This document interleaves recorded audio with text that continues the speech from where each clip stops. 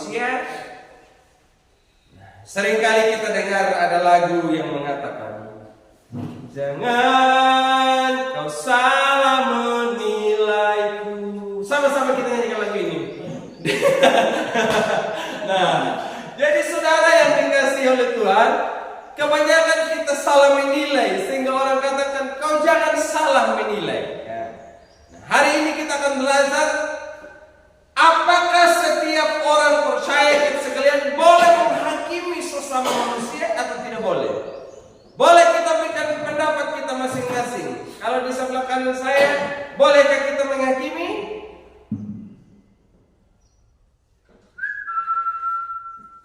Sebelah kanan saya, boleh atau tidak? Pokoknya yang jawab salah maupun benar tidak akan kasih hukuman, tapi kasih hadiah saja. Kalau di sebelah kiri saya, boleh menghakimi atau tidak? Tidak boleh. Nah, hari ini kita akan dengarkan firman Tuhan di dalam Matius pasal 7 ayat 1 sampai ayat yang kelima. Demikian bunyi firman Tuhan. Menghakimi sesama. Janganlah menghakimi supaya kamu tidak dihakimi. Karena dengan penghakiman yang kamu pakai untuk menghakimi, kamu akan dihakimi, dan ukuran yang kamu pakai untuk mengukur akan diukurkan kepadamu. Mengapa engkau melihat serpihan kayu di mata saudaramu, sedangkan balok di dalam matamu tidak engkau ketahui? Bagaimanakah engkau dapat berkata kepada saudaramu, biarlah aku mengeluarkan serpihan kayu itu dari matamu, padahal ada balok di dalam matamu? Hai orang munafik, keluarkanlah dahulu balok dari matamu. Setelah itu engkau dapat melihat dengan jelas untuk mengeluarkan serpihan kayu itu dari mata saudaramu. Pertanyaan saya tadi katakan, bolehkah kita menghakimi sesama manusia atau tidak?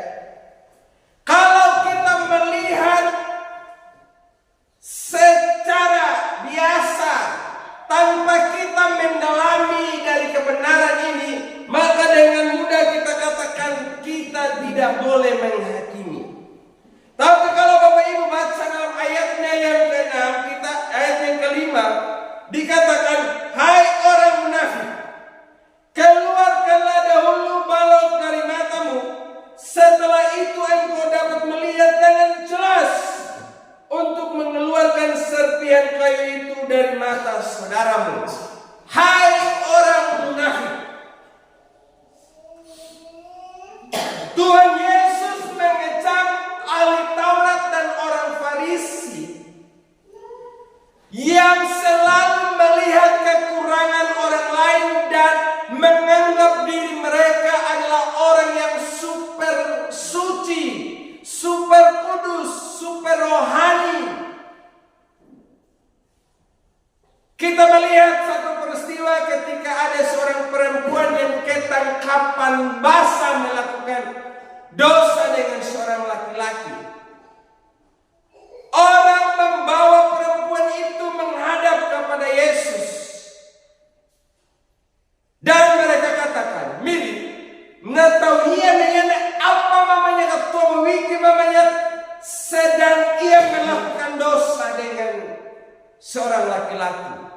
Nah, dalam Alkitab, dalam hukum Taurat bilang begini, kalau kamu temui orang yang melakukan dosa seperti itu, maka hendaklah ia dibunuh. Bagaimana sekarang Tuhan? Apa jawab Tuhan Yesus? Warnanya pada peninjau. Siapa di antara kalian yang tidak pernah berbuat kesalahan, maka biarlah sekarang dia menjadi orang yang pertama mengambil batu dan melempari perempuan itu. Dan setelah menunggu beberapa saat, Tuhan Yesus lihat satu persatu. Ternyata tidak ada seorang pun yang ada di situ yang berani mengambil batu dan melempari perempuan itu.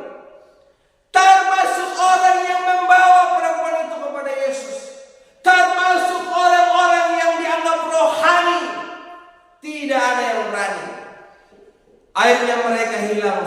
persatu. Sehingga tinggallah seorang perempuan itu bersama dengan Tuhan Yesus. Yesus pun juga berkata kepada perempuan itu, "Hai perempuan, aku pun juga tidak menghakimi engkau. Aku pun juga tidak menghukum engkau. Aku pun juga tidak membunuh engkau. Tetapi ketahuilah, mulai sekarang engkau berhenti berbuat dosa. Karena itu pulanglah ke rumahmu." Jadi, yang tidak boleh melakukan penghakiman adalah orang yang sebetulnya dia sendiri juga buat salah, tetapi dia menganggap orang lain kau salah. Jadi sebelum kita menyatakan kesalahan pada sesama manusia, harus bercermin dulu, amin. Lihat diri sendiri dulu.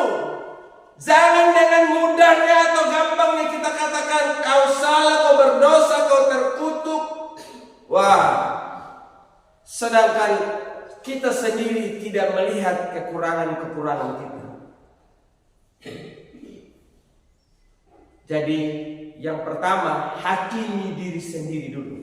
Bolehkah kita menghakimi? Boleh. Tapi hakimi diri sendiri dulu. Lihat diri kita sendiri. Pemazmur pernah berkata begini, "Ujilah aku ya Tuhan, apakah aku sungguh mengasihi Engkau? Tiliklah aku ya Tuhan, lihatlah batinku ini." Jadi kebanyakan kita tidak melihat diri sendiri, lebih banyak melihat selumbar di mata saudara kita. Natahi pengadanya bandingmu punan dan yuta, tetapi tarlia pada punang dapat tahu. Saya coba tanya sama saudara, kalau saudara nimpun dalam matamu, apakah saudara bisa melihat dengan jelas saudaramu yang ada di depanmu? Tidak. Kau yang melihat pun dalam mata kiri kanan, apakah saudara bisa melihat jelas? Ngurus diri dulu saudara. Setelah itu baru kita bisa melihat dengan jelas sesama kita.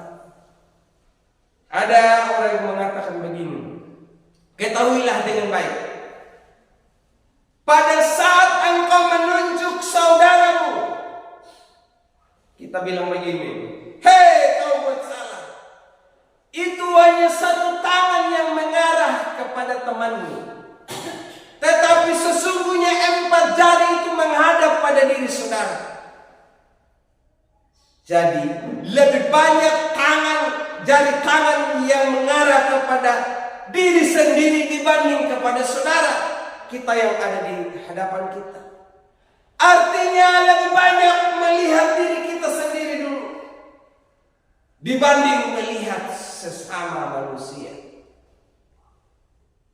Ada begitu banyak orang paling lihai, paling hebat, paling bisa untuk menasihati orang lain dibanding menasihati diri sendiri. Paling hebat untuk mengatakan dia salah, dia berdosa, dia orang yang jahat, dia orang yang najis, orang yang keji dan lain sebagainya. Dia katakan pada sesamanya, sedangkan dirinya sendiri dia tidak koreksi. Makanya Tuhan Yesus katakan, kau orang munafik, kamu jangan buat begitu. Jadi harus lihat diri sendiri. Dalam pergaulan kita setiap hari, saya yakin kita banyak temui hal seperti ini. Sangat sulit untuk kita mengakui kesalahan yang kita perbuat. Kita lebih banyak membaca kekurangan orang lain, gaya orang lain, cara hidup orang lain, perkataan orang lain, apapun yang orang perbuat, kita selalu melihat kekurangannya dibanding kelebihannya. Coba sekarang Bapak Ibu, kita belajar untuk melihat kelebihan sesama dibanding melihat kekurangan orang lain. Ingat waktu Bapak Ibu lihat Otto, itu Otto dah Otto lah, dah kaca dah meninjau muka dari bakul Pak, atau dah kaca spion dari bakul, dah kaca muka kaca Otto lah. Kira-kira kaca meninjau muka atau kaca spion dari malam? Kaca tidak apa toh? Nah, artinya kau harus melihat ke depan. Jangan melihat masa lalu orang lain. Jangan melihat apa yang dia perbuat hari kemarin, bulan yang lalu, tahun yang lalu. Dan di sisi lain juga, kita harus lebih banyak melihat hal positifnya. Bukan melihat hal-hal ke belakang. Kalau kita lihat, saya dan saudara ini punya pengalaman buruk masing-masing toh di masa lalu kita masing-masing ini. Dan model saudara dan saya ini muka-muka yang tidak layak di hadapan Tuhan ini, kita ini semua ini. Muka-muka berdosa semua ini, saya lihat saudara ini berdosa semua, termasuk saya juga ya. Sama kita kalian ya. Bukan kita punya model ini. Bukan kau punya model. Tamnya di set BKM, Bah Pilmando. BKM bukan kau punya model loh. Jadi saudara, jadi bukan kita punya model ini saudara. Kalau kita ini seperti doanya adik guru tadi ini, kalau Tuhan melihat kami siapa kami di hadapan, bukan siapa-siapa kami di hadapan Tuhan. Kami orang berdosa. Jadi mari kita belajar untuk mengenal sendiri. Sebelum kita mengatakan sesuatu kepada sesama, katakan pada diri sendiri. Termasuk saya juga yang berkhotbah ini. Saya harus berkhotbah pada diri sendiri, bukan hanya berkhotbah pada saudara. Kan bisa saja saya ngomong sesuatu yang muluk, kata-kata yang bagus untuk diri saya sendiri, tetapi kepada saudara saya anggap orang ini begini. Kebanyakan begitu saudara. Dia hanya tahu khotbah untuk orang lain, tapi tidak khotbah untuk diri sendiri. Jadi ketika dia buat salah, dia bilang begini, itu kan khotbah untuk saudara-saudara, bukan untuk saya. Jadi sebagai pelayan, saya juga harus khotbah ke diri sendiri. Hal kedua saudara, yang pertama tadi, kita harus menghakimi diri sendiri, baru kita menyatakan pada orang lain. Ingat, firman Tuhan katakan, kamu jangan menghakimi, tapi tidaklah berarti kita tidak boleh menegur orang lain. Boleh menegur, tapi jangan menghakimi.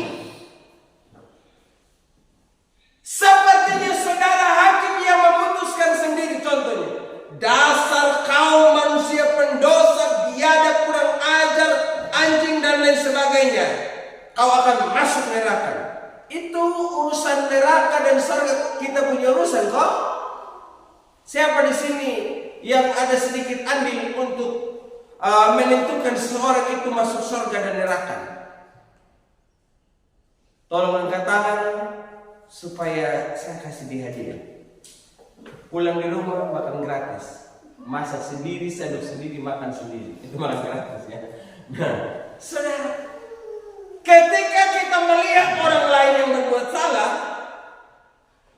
pandang-pandang, kami puluh ambu haki yang petau, ambu peniung yang petau, ambu patidunya panjalawang halang ya. Akhirnya ketika dia buat salah pun juga, kita biarkan orang itu merajalela buat salah. Tapi kita boleh menegur dengan sikap lemah lembut. Tuhan Yesus ketika dia melihat orang yang sedang berjualan di bait Allah, apa dia bilang begini? Mata kai Allah bionang pihala banyak karena biana pependoi bukan? Atau diangkat ini kamu, hei manusia pengajar. Dia angkat banting semua ini barang-barang jualan orang, begitu pun juga dia lepas ini kambing-kambing, ini burung merpati, domba-domba, dia lepas semuanya. Sangat terhadap padamu. Dia bilang begini, rumahku akan disebut rumah doa, bukan sebagai tempat sarang penyamuk. Ini adalah bait Allah, kamu jangan datang berjualan di sini untuk mencari untung dan berbisnis. Jadi kita boleh menegur, tapi harus dengan lemah lembut, dengan rendah hati, dengan lemah lembut. Jangan dengan gaya kita karena sok-sok padanya saya ini orang bergereja, saya ini orang rajin, orang yang setia, jangan dengan mudahnya. Kau salah, kau berdosa, kau ini bagaimana ini? Uang pangan di mana tuh nih yang lah pilih amang nabok udah amat dah ini dulu iya mana dah uang apa itu akad tanah bahaya dah. Jangan tunggu bapak ibu. Ini hanya pendetin buang dan pemanjarian dah tahu, tapi karena cara kita yang salah, maka orang itu tidak mau bergereja. Allah padahal kan apa kenawa. Kayak taman neraka dengan surga itu bangun daun patan nyumpak puja anak angan. Jadi mari kita ketika menasihati sesama manusia harus dengan sikap lemah lembut dan rendah. Saya yakin saudara, dalam keseharian kita ada banyak orang juga yang kita temui yang buat salah, tapi kadang ini kita biarkan. Mata banyak bahaya memanai lambung tahu. Nah sebetulnya ketika kita melihat orang yang demikian, kalau bapak ibu baca dalam kitab Yeskiel, nah kamu ya kayak itang tahu nampan doi maakat, makanya mitau marohani harus pantakannya na pulung tonun. Ya karena manjaria berarti dah melundung tonuna dan hinggalan mengundang bunyi. Tak sekarang ini tahu ma penyang pedeni halang dah pertanyaan na pulung lang betul.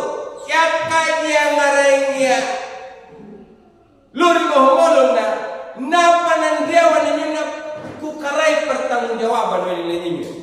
Karena kau yang tidak ingatkan dia ketika dia buat salah. Jadi saudara dan saya punya tanggung jawab juga untuk saling memperingatkan sesama manusia. Jadi kita tidak pernah membiarkan orang itu hidup dalam kejahatan. Bapak ibu saudara yang saya kasihi dalam Tuhan kita Yesus Kristus, firman Tuhan katakan, dengan penghakiman yang kau pakai itu juga yang akan digunakan kepadamu. Ukuran yang kamu gunakan pada sesama manusia itu juga yang akan dipakai terhadap engkau. Artinya ada imbalan. Kaliwan dari tulang.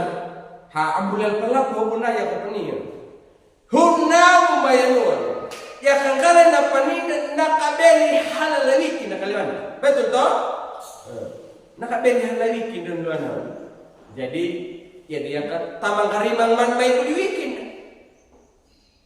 Kita harus waspada supaya jerat itu tidak menjerat kita.